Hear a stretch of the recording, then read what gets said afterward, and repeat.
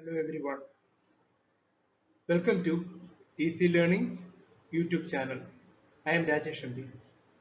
Today I am going to take you to SSLC History Chapter 2 Part 1. It deals with the chapter World in the 20th Century. If you have not yet subscribed to my channel, please subscribe and share it. Now we can move to the first part of History Chapter 2, that is World in the 20th Century.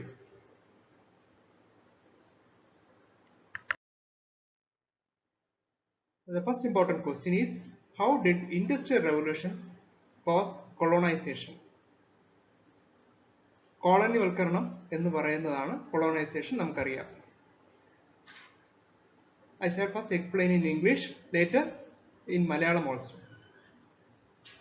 Industrialization gradually spread from England to other countries of Europe. Capitalists invested in factories and production was increased. This increased their profit. The economic system in which production and distribution are controlled by the capitalists with the aim to increase profit is known as capitalism. ഞാൻ ചെറുതായിട്ട് മലയാളത്തിൽ നിന്ന് പറയുകയാണ്. Capitalism എന്നാൽ യഥാർത്ഥത്തിൽ പറഞ്ഞാൽ അതൊരു സാമ്പത്തിക വ്യവസ്ഥയാണ്. അവിടെ എന്താണ്? പ്രൊഡക്ഷൻ ആൻഡ് ഡിസ്ട്രിബ്യൂഷൻ, ഉൽപാദനവും അതിൻ്റെ വിതരണവും നിയന്ത്രിക്കുന്നത് ക്യാപിറ്റലിസ്റ്റ് ആയിരിക്കും. ഇതുവഴി അവർക്ക് വലിയ രീതിയിലുള്ള ലാഭം അല്ലെങ്കിൽ പ്രോഫിറ്റ് ഉണ്ടാവും.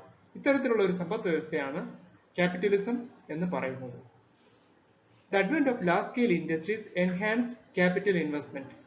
വലിയ രീതിയിലുള്ള വ്യവസായങ്ങൾ ക്യാപിറ്റൽ ഇൻവെസ്റ്റ്മെന്റിനെ വളരെയധികം ഉയർത്തി കാണിക്കുന്നു അല്ലെങ്കിൽ വളരെയധികം വളർത്തുന്നു. Many nations produced more than they needed and more than they could accommodate in their domestic markets. അവരുടെ ഉൽപ്പന്നങ്ങൾ അവരുടെ മാർക്കറ്റിലേക്ക് വേണ്ടി മാത്രമല്ല, അവരുടെ നാട്ടിലെ മാർക്കറ്റിലേക്ക് വേണ്ടി മാത്രമല്ല, മറിച്ച് അതിൽ അധികമായി പല രാജ്യങ്ങളും ഉൽപ്പാദിപ്പിക്കുന്ന ഒരു സാഹചര്യം ഉണ്ടാവുകയാണ് ചെയ്തത്. This overproduction forced them to search for markets. അത് പുതിയ മാർക്കറ്റുകൾ തേടുന്നതിന് അവരെ പ്രേരിപ്പിച്ചു. The Europeans had already established trade relationship with Asian, African and Latin American nations. Using political power and military forces, the European countries economically exploited these nations. ഇപ്രകാരമാണ് യൂറോപ്യന്മാർ അവരുടെ colonisation അല്ലെ കോളനിവൽക്കരണം ചെയ്തത് എന്നുള്ളതാണ് പറയുന്നത്. അവരെന്ത് ചെയ്തു? അവർ കച്ചവടമായിട്ടുള്ള ബന്ധം ഏഷ്യ, ആഫ്രിക്ക, ലാറ്റിൻ അമേരിക്കൻ തുടങ്ങിയുള്ള ഭൂഖണ്ഡങ്ങളുടെ രാജ്യങ്ങളുമായിട്ട് സ്ഥാപിക്കുകയുണ്ടായി. ഇതിനായിട്ട് അവര് രാഷ്ട്രീയവും അതുപോലെ തന്നെ മിലിറ്ററി ഫോഴ്സസും ഒക്കെ ഉപയോഗിക്കുന്ന ഒരു സാഹചര്യമാണ് നമ്മൾ കാണുന്നത്. Later they became the colonies of European countries. This process is known as colonization. ഇത്തരത്തിലുള്ള ഒരു നടപടിക്രമത്തെയാണ് കോളനിവൽക്കരണം അല്ലെ colonization എന്ന് പറയുന്നത്. As trade unions were formed to protest against it, the wages were increased, which resulted in profit loss, which in turn compelled them to invest in colonial markets. European രാജ്യങ്ങളിൽ trade യൂണിയനുകൾ സ്ഥാപിക്കപ്പെടുകയും അതുവഴി തൊഴിലാളികളുടെ minimum വേതനമൊക്കെ നിശ്ചയിക്കപ്പെടുകയും ചെയ്തു. ഇതുകൊണ്ട് എന്തുപറ്റി? ആ നാടുകളിലെ വ്യവസായികൾക്ക് നേരത്തെ ഉണ്ടായിരുന്നത് പോലുള്ള ലാഭം കിട്ടാതെ വരികയും അവർക്ക് മറ്റ് കോളനികൾ, മറ്റ് മാർക്കറ്റുകൾ തേടിപ്പോകേണ്ട സാഹചര്യം ഉണ്ടാവുകയും ചെയ്തു. What do you mean by imperialism? അടുത്ത ക്വസ്റ്റ്യനിലേക്ക് പോവുകയാണ്. ഇമ്പീരിയലിസം, ഏകാധിപത്യം എന്ന് പറഞ്ഞാൽ എന്താണ്? The distinctive phase of flow of finance capital to colonies is known as imperialism. അതായത് സാമ്പത്തികമായിട്ടുള്ള ഒരു ഒഴുക്ക്, പണത്തിൻ്റെതായ ഒരു ഒഴുക്ക് എവിടെ നിന്നാണ്? കോളനികളിൽ നിന്ന് അവരുടെ സാമ്രാജ്യത്വ ശക്തികളിലേക്കുള്ള ഒഴുക്കിനെയാണ് ഇമ്പീരിയലിസം എന്ന് പറയുന്നത്. Imposing a nation's political, economic and cultural dominance on another nation is a fundamental feature of imperialism. ഒരു രാജ്യത്തെ രാഷ്ട്രീയ, സാമ്പത്തിക, സാംസ്കാരികമായ മേധാവിത്വം മറ്റൊരു രാജ്യത്തിൽ അടിച്ചേൽപ്പിക്കുന്ന ഒരു മൗലികമായ ഒരു സ്വഭാവമാണ് ഈ പറയുന്ന ഇമ്പീരിയലിസത്തിന്, ഏകാധിപത്യത്തിന് ഉള്ളത്, സാമ്രാജ്യത്വത്തിനുള്ളത്.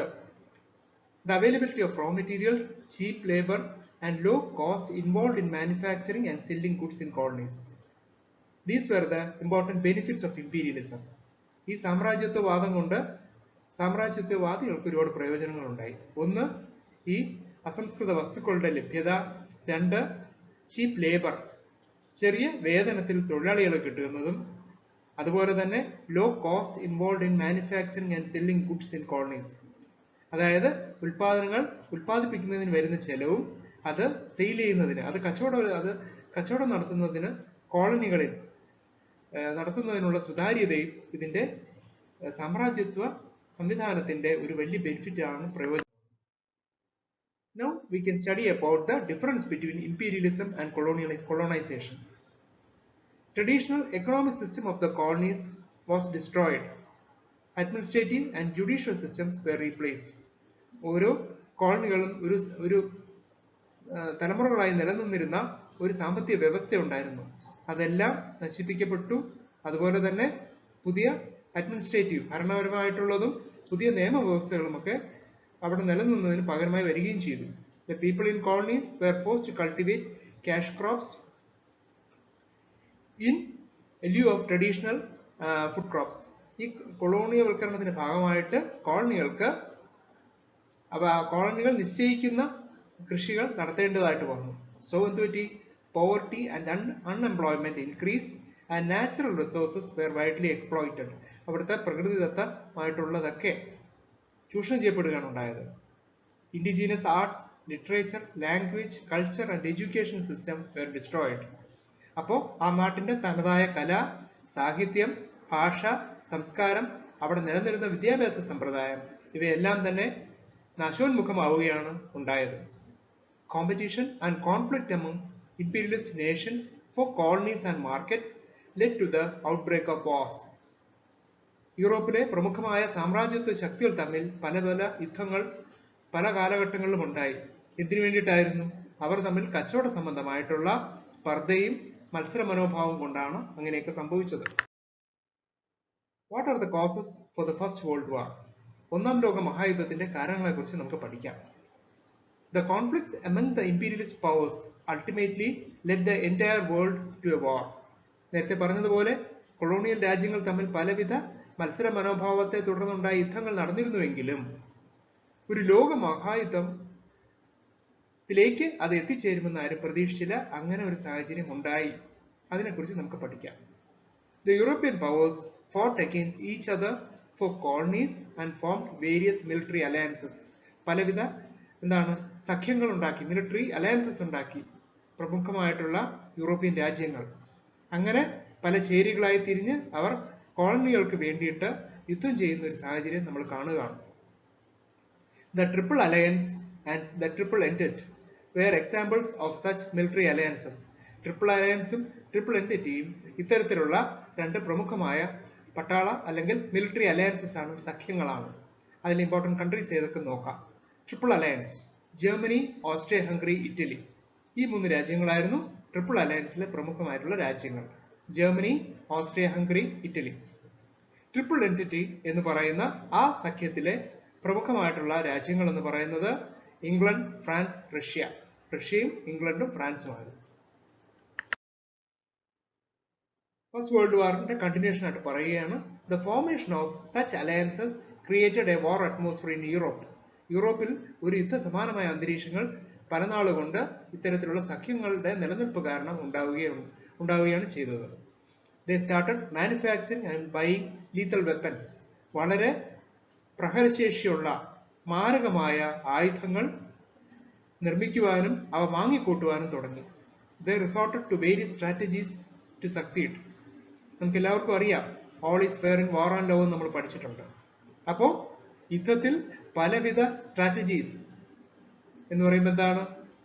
യുദ്ധം വിജയിക്കുന്നതിന് വേണ്ടിയിട്ടുള്ള സ്ട്രാറ്റജീസ് ഓരോ സഖ്യങ്ങളും സ്വീകരിക്കാൻ തുടങ്ങി. യുദ്ധതന്ത്രങ്ങൾ. Aggressive nationalism. That means each and every country began to consider their nations as supreme and justified whatever be the actions of their nations.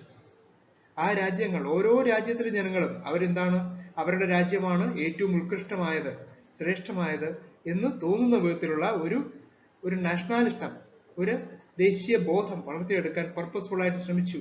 എന്നിട്ട് അവരുടെ ആക്ഷൻസ് ജസ്റ്റിഫൈ ചെയ്തു, ന്യായീകരിച്ചു. എല്ലാം നമ്മുടെ രാജ്യത്തിന്റെ അതീശത്തെ ഉയർത്താൻ വേണ്ടിയിട്ടാണ് എന്ന് സ്ഥാപിക്കാനുള്ള പർപ്പസ്ഫുൾ ആയ ശ്രമം നടന്നു. Pan-Slav, Pan-German, revenge movement, etc. were an offshoot of aggressive nationalism. ഇത്തരത്തിലുള്ള ഒരു അഗ്രസീവ് ആയിട്ടുള്ള നാഷണാലിസത്തിന്റെ, ദേശീയവൽക്കരണത്തിന്റെ പരിണത ഫലമായിരുന്നു പാൻസ്ലാവ്, പാൻ-ജർമൻ റിവെഞ്ച് മൂവ്മെന്റ്സ് എന്നൊക്കെ പറയുന്നത്. മൊറോക്കൻ ക്രൈസിസ് ഇതുകൊണ്ടുണ്ടായ പ്രധാനമായ അല്ലെങ്കിൽ ഒന്നാം ലോക മഹായുദ്ധത്തിലേക്ക് നയിച്ച പ്രധാനപ്പെട്ട രണ്ട് സംഭവങ്ങൾ. The first one, the Moroccan crisis. Imperialist rivalry drove the European countries into several crises, among which the Moroccan crisis and the Balkan crisis are considered to be important. ഏറ്റവും പ്രധാനപ്പെട്ട രണ്ട് ക്രൈസിസ് ആണ്. ഒന്ന് മൊറോക്കൻ ക്രൈസിസ്, രണ്ടാമത്തെ Balkan crisis. First we can study about Moroccan crisis. Great Britain and France agreed to sign a secret treaty in 1904 whereby Britain accepted the claim of France over Morocco. അതാണ് 1904 ബ്രിട്ടനും ഫ്രാൻസും തമ്മിൽ ഒരു കരാർ ഒപ്പിട്ടു. രഹസ്യമായിട്ടായിരുന്നു ആ കരാർ ഒപ്പിട്ടത്, ഒരു ഉടമ്പടി ഒപ്പിട്ടത്. അതുവഴി ഗ്രേറ്റ് ബ്രിട്ടൻ എന്ത് ചെയ്തു? ഫ്രാൻസിന്റെ ഒരു അവകാശവാദം അവർ അംഗീകരിച്ചു.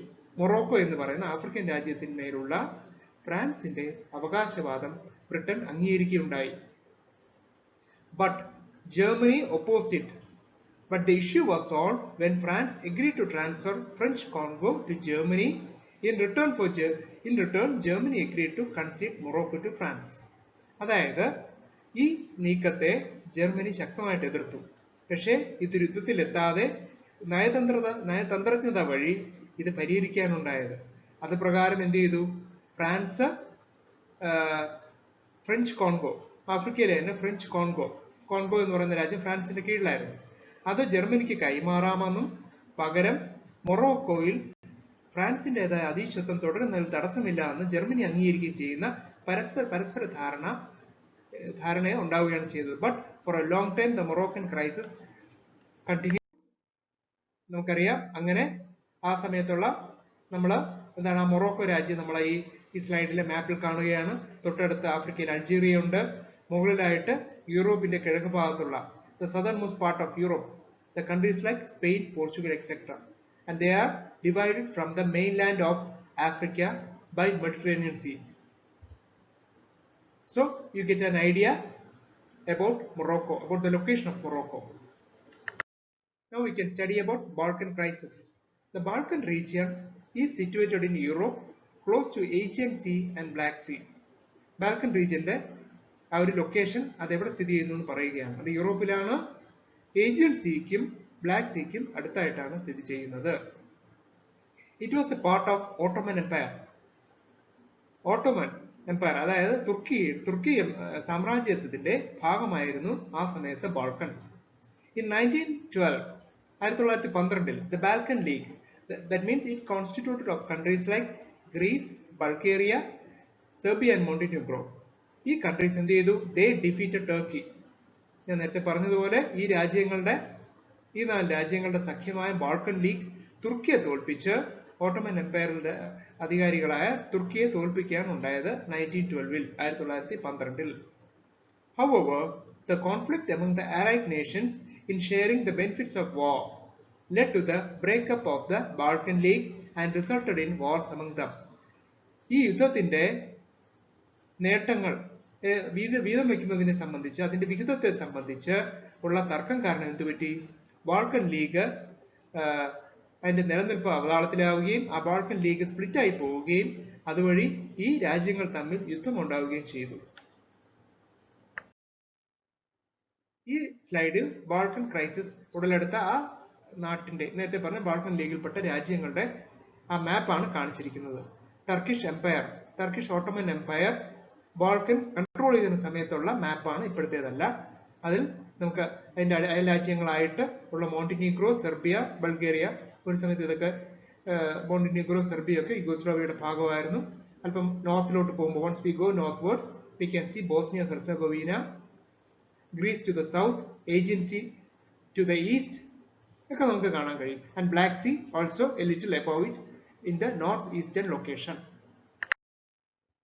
How did First World War broke out?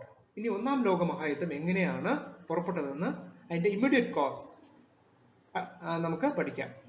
When Austria laid its claim over the Balkan region with the support of Germany, Serbia claimed this region with the support of Russia. Austria എന്ന് പറയുന്ന European രാജ്യം Balkan region നമ്മളിപ്പോൾ പറഞ്ഞ ആ Balkan റീജിയണിൽ ഉള്ള അതിന്റെ അവകാശവാദം ജർമ്മനിയുടെ സഹായത്തോടെ അതിൽ അവകാശവാദം ഉന്നയിച്ചപ്പോൾ സെർബിയ എന്ത് ചെയ്തു?